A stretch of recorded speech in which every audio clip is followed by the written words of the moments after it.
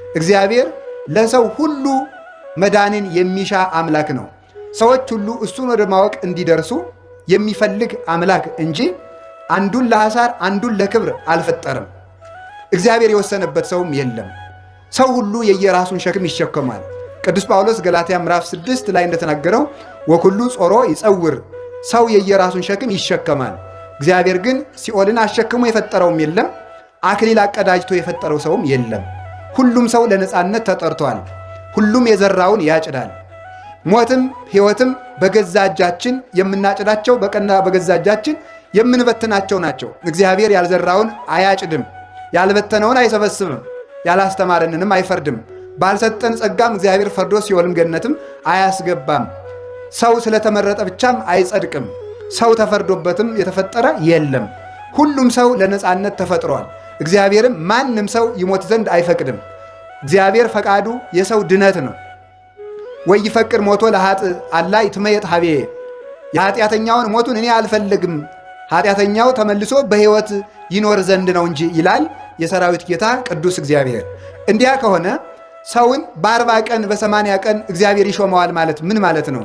ወይም የ40 ቀን ዕድል ማለትስ ምን ማለት ነው? ለመሆኑ በድል ድሃ በድል ሀብታም ይኮናልን? ወይስ በድል ሊቅ በድል ደንቆሮ ይኮናልን?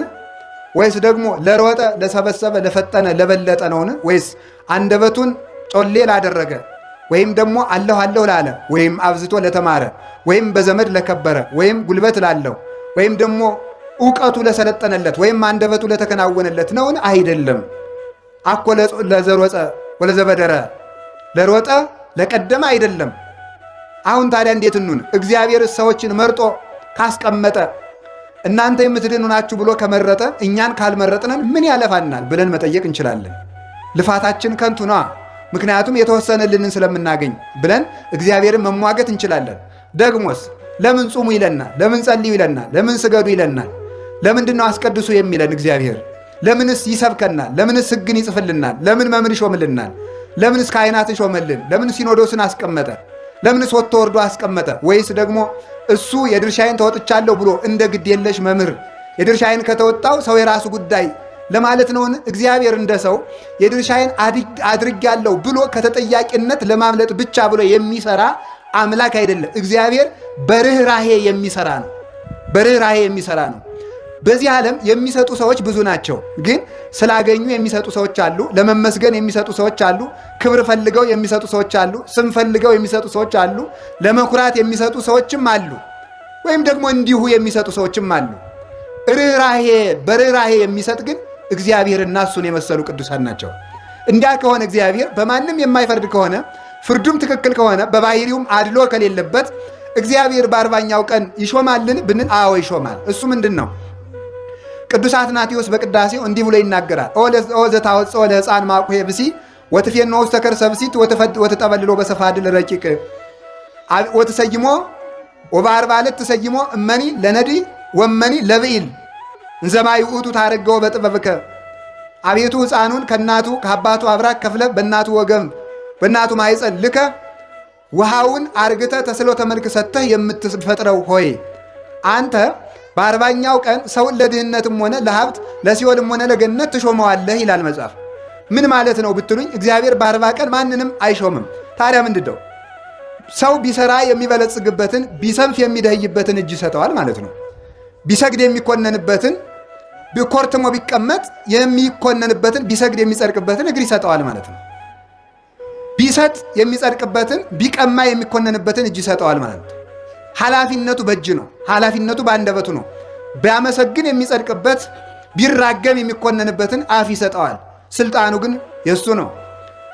የሆኑ ሰዎች ወፍን በእጃቸው ጨበጡና አንድ አባትን ሂደው ያችን ወፍ በእጃቸው ይዞ አባ ይቺ ወፍ ሙታለች አለች አሏቸው። ሙታለች ቢሏቸው እያት እስኪ ብለው ሊለቋት ነው። አለች ቢሏቸው ጨብጠው ሊገሏት ይኸው ሙታለች ሊሉ ነው። ነፍሷም ሞቷም ሕይወቷም በእጃችሁ ነው አሉ። ሞቷም ሕይወቷም በእጃችሁ ነው። ሰው ሞቱም ሕይወቱም በእጁ ነው። በገዛ እጁ ሰው ሲኦልን ይወርሳል።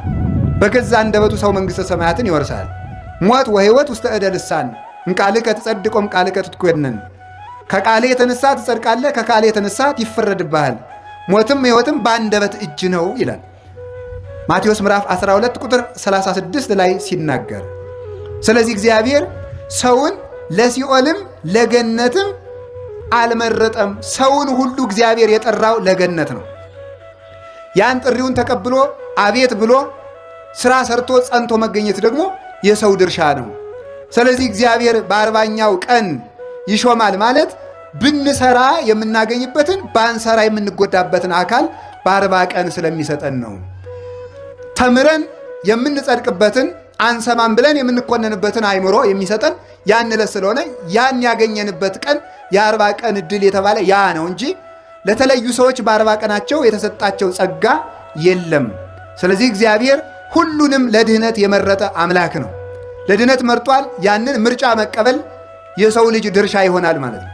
ስለዚህ መዳናችን በማን እጅ ነው ያላችሁኝ እንደሆነ በገዛ እጃችን የተያዘ ነው። ስለዚህ እግዚአብሔር ሲራክን እንዲህ አድርጎ መርጦ ከመከራ መካከል ጥበብን ገልጦ አሰልጥኖ ምስጢራትን በሙሉ አፍሶለታል። እኛንም በተመረጥንበት ጸንተን እንድንኖር አምላከ ቅዱሳን ይርዳን። እንደዚህ ከሆነ ገንዘብህን በከንቱ አታባክን ማለት ነው። እሱም እንደዚህ ብሏል።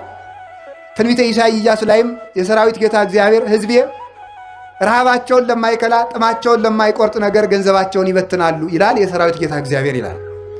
ሰለስቱ ምዕት 318ቱ ሊቃውንት በፍትህ ሥጋዊ ወይም በፍትሐ ነገሥት 41ኛው አንቀጽ ላይ ወይደለው ለክርስቲያናዊ ይዝሩ ንዋዮ፣ ክርስቲያን ገንዘቡን ሁሉ ሊበትን አይገባውም፣ ገንዘቡን በአግባቡ መያዝ አለበት ተብሎ ተነግሯል። እንግዲህ ለገንዘብም አትጨነቁ ተብለናል፣ ገንዘባችሁን አታባክኑም ተብለናል። እነዚህን ሁለት ነገሮች ሰው አስታርቆ መኖር አለበት። ገንዘብ አትውደዱ ያለ መጽሐፍም ትክክል ነው። ገንዘብን በአግባቡ የያዙ መጽሐፍም ትክክል ነው። ሁሉም እንዳያያዙ ነው። እንዲህ ከሆነ የእኛ ገንዘባችን ምንድን ነው የሚለው ነግሬ ያባከንነው ገንዘብ ካለ እሱን በአግባቡ እንድንይዝ ነግራችኋለሁ። እግዚአብሔር ከሁላችን ጋር ይሁን። ያባከንነው ገንዘባችሁ ወይስ እግዚአብሔር የሰው ልጅ መጀመሪያ ለሰው ልጆች የሰጠው ገንዘብ ምንድን ነው ልትሉኝ ስላላችሁ፣ እግዚአብሔር ለሰው ልጆች መጀመሪያ የሰጣቸው ገንዘብ ንጽሐ ጠባይ ይባላል። ንጽሐ ጠባይ ወይም ንጹሕ ተፈጥሮ ማለት ነው። ንጹሕ ተፈጥሮ እግዚአብሔር ለሰው ልጆች የሰጣቸው ገንዘብ ነው። መጀመሪያ ስንፈጠር እግዚአብሔር የሰጠን ገንዘብ ንጹሕ ተፈጥሮ ነው። ያ ገንዘባችን ነው፣ እግዚአብሔር የሰጠን ገንዘብ። እንደምታውቁት የመጀመሪያው ሰው አዳም ነው። እናታችን ደግሞ ሔዋን ናት። ጀማሪ ሰባኪ ስብከት ሲጠፋው ከአዳምና ከሔዋን ሰፈርዶ ይደበቃል ይባላል። እንደሱ ለማለት ፈልጌ አይደለም። እሺ፣ የግድ መነሻዎቻችን እነሱ ስለሆኑ ነው። እነሱን መውቀስ ተገቢ አይደለም። ልወቅሳቸውም አላነሳውም። ስለዚህ አዳም ምን ተረሰይናከ ይላል አትናቴዎስ። አዳም እንዲሁ ምን አደረግን? ይህ ሁሉ መከራ ያመጣህብን። ሔዋን ምን አደረግን ሲልና ኧረ እናንተ ገነት ገብታችኋል፣ እናንተን መውቀስ አይገባም። ኦሪትም እናትና አባትህን አክብር ትላለች ብሎ ይናገራል። እነሱ እናደንቃቸዋል። እነሱ ንስሐ ገብተው ድነዋል። እኛ ነን እንጂ አቃተን። ስለዚህ እግዚአብሔር መጀመሪያ ለሰው ልጅ የሰጠው ተፈጥሮ ንጽሐ ጠባይ ይባላል።